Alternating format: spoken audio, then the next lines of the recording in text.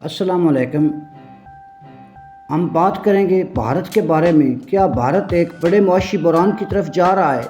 بھارتی روپیہ تاریخ کی کم ترین سطح پر پہنچ چکا ہے اور مسلسل گراوٹ کا شکار ہے۔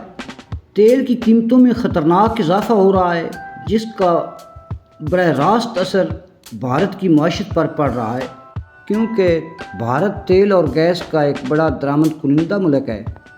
اب صورتحال یہاں پہنچ چکی ہے کہ بڑی ایئر لائن نے خطرے کی گھنٹی بجا دی ہے۔ ایئر انڈیا نے حکومت کو ہنگامی پیغام بھیجا ہے، وہ اپنے آپریشن بند کرنے کے قریب پہنچ چکی ہیں۔ وجہ صاف ہے، ایندھن مہنگا ہو چکا ہے اور پروازوں کے راستے طویل ہو گئے ہیں۔